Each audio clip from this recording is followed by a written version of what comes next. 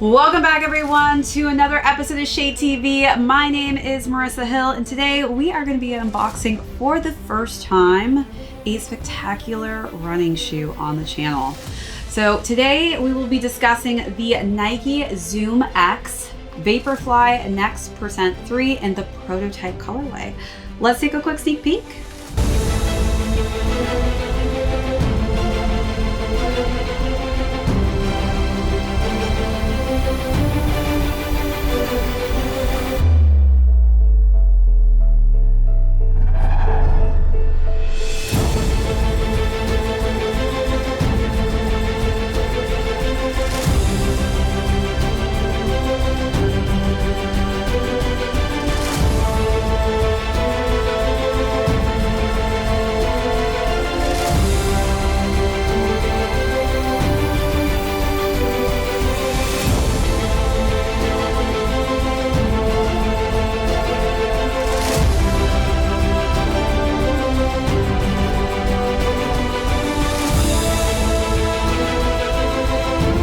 Welcome back everyone to another unboxing and review. If you're joining us for the first time, welcome. Today we're going to be talking about a spectacular Nike running shoe. These are the Nike Zoom X Vaporfly Next %3s in the prototype colorway. So we'll go through the overview of these, definitely get into detail as to why most people think that this is one of the greatest running shoes to exist. Then we will jump into size and fit on these, followed by how I styled this really just nice pop of color, which is in this pop of orange, but also has kind of a vintage vibe to it. Then we will conclude with how these are currently doing on the resale market. So let's jump right into it. For those of you who are wondering how many came before this, well, as I mentioned before, this is the number 3, Next %3. So there were 2 versions of this that came before it. The first one was in 2017. The second was in 2019. As far as the shoes being any different, the 1 and 2 were actually very similar. The 3 is kind of the biggest jump from the rendition of those 2 variations. So the Nike footwear designer for this specific sneakers name is Vianney de Montgolfier, and he basically spent 18 months, if you can believe it, tweaking this, building this, and just making sure that all of the final touches for the Vaporfly Next were absolutely perfect. So definitely a lot of time, energy went into just the entirety of the creation of this beautiful sneaker. Those of you who are runners onto the channel, welcome. This is one of the most popular super shoes for road running. Big changes, basically, like I said, from the Vaporfly Next 1 and 2. One of the biggest changes is the geometry of this. So this has definitely changed on the midsole as well as the upper. So this kind of looks like a completely different sneaker altogether. So I do love that this was a major change for the Vaporfly 3. Probably wondering again, why is this shoe so special? One of the real reasons is the cushioning. When I put these on, oh my God, talk about something that is literally propelling you forward. So this has zoom and midsole propelling cushioning aspects to it. So basically moves you forward when you put this sneaker on. It literally just goes like this. And it basically has 85% energy return, which is insane. I could use all the energy return possible when running because I hate to run sometimes. It is so hard for me to get into it, but anything that will help me just have more energy, I am all for it. So I love that this has that 85% energy return in it. Foam is basically used in aerospace innovation, which is really, really cool. But it's made from PVAX. So PVAX is basically blown and retains properties of flexibility, impact, as well as protection and that energy return that you're getting when I mentioned the 85% coming back to you. It's got a full length, as you can see here, it says fly plate. So it has a full length carbon fiber plate. And that combo of the plate with the midsole is really what gives you that kind of bouncy ride when you're running in this sneaker. So now let's jump into some of the materials on the upper. So as most of you who are fans of the sneaker, you know that they actually moved away from the vapor weave on this. Now we have Flyknit, which is kind of, in my opinion, a little bit more comfortable and more reliable, I guess you can say, than the vapor weave. Definitely has so much breathability. You can see all of the little perforated holes here, and it's different, the sizing of the holes, which is really cool. So where it needs to be tightened, you'll see that the holes are a little bit smaller. Where it doesn't have to be as tight, it's a little bit larger on the hole spacing, and it changes throughout the sneaker. So you can kind of see on the lateral and medial side of the sneaker how the hole size just ranges and changes to where you need a little bit more stability and structure to the sneaker itself. What's crazy with this Flyknit is that literally this upper is made from just strands of yarn to make this structure. Kind of crazy to think about that, right? Not a lot holding this together except for that Flyknit material. The weight of the sneaker for my size, specifically 7.5, is just over 5 ounces. So this is probably one of the lightest shoes I think I actually own currently. Now let's jump into kind of the color palette of the sneaker, which is the prototype colorway. So several design features in the model's first colorway actually pay tribute to Nike's running team's development journey. So really cool that they decided to kind of reach back and grab that same colorway and adding it to this rendition of the Vaporfly. On this side, you'll see V57. And so that number actually represents the amount of iterations the team went through when trying to develop this specific sneaker. And this number that you see here is actually a wear tester's number. So there were lots of different wear testers. They were each given personal identification numbers. So they added one of those identification numbers here, which is really cool because it literally looks like somebody just wrote on my sneaker with a permanent marker, and that's pretty much what they did there. All right, so moving down here, you can see where there are different color schemes, but this prime knitting is actually a little bit stiffer and tough. So this is where they've added just more durability throughout the sneaker itself. And that is both on that internal part of the midsole and the cream colorway. The iconic drop swoosh against the all white upper pays homage to the first ever Vaporfly worn at the Breaking 2 test event in 2017. So a lot of homage in the sneaker, a lot of history. So I am definitely a history guru. So I love the storyline behind all of this. And then one of the other details I didn't mention is you've got a date and goal that you can actually fill out here.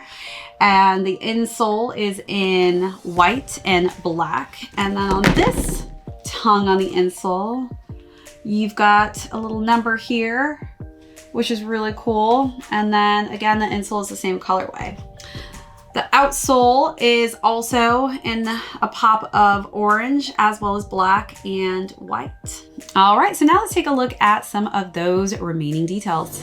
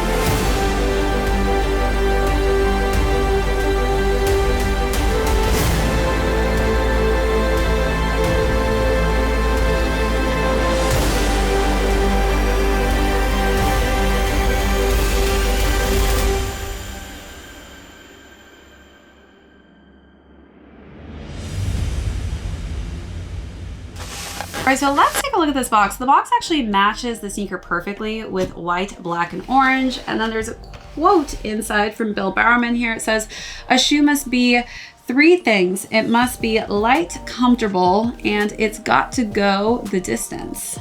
Really love that quote. So I love that they've added that in there. And again, just really cool that the box matches the sneaker perfectly.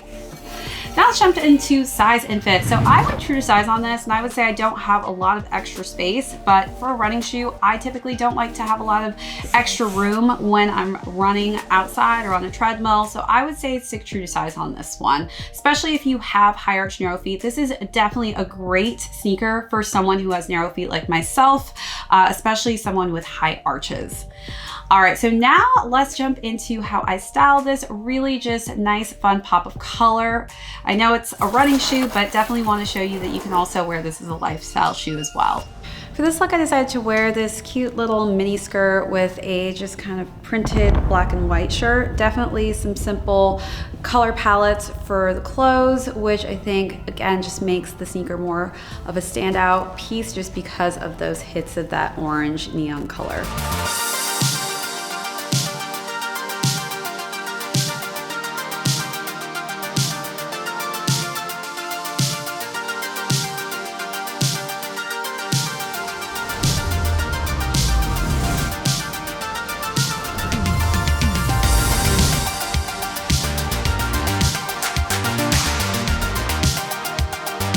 Definitely a fun, bright shoe with these hits of orange, so I wanted to incorporate that into the clothes that I picked out for this. So for this, I went with a very dressy look. This is a one-shoulder dress that's ribbed, and it's got these nice swirls and patterns of different orange hues, which I think complement the neon orange in the sneaker perfectly.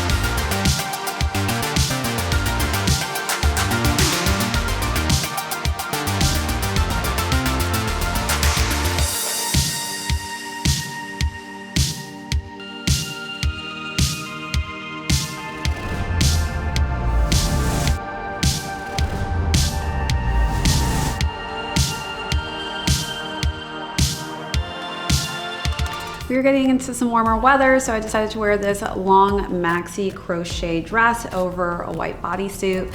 Definitely feel like this is a great summer shoe just because it's so light and there's so much perforation throughout to give you great air throughout your foot as you're walking or running. So this is just a nice kind of fun summery feel.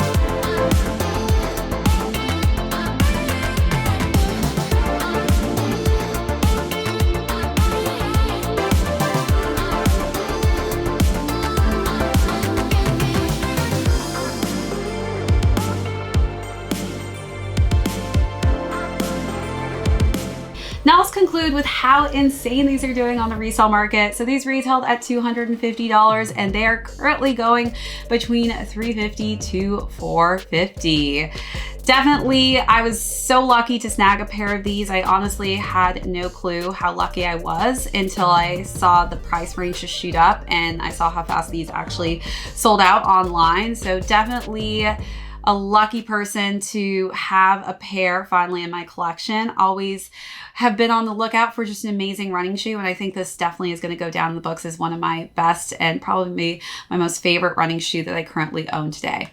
All right, everybody, that is it for this unboxing and review. My name is Marissa Hill. This is ShadeTV. We'll catch you on the next episode.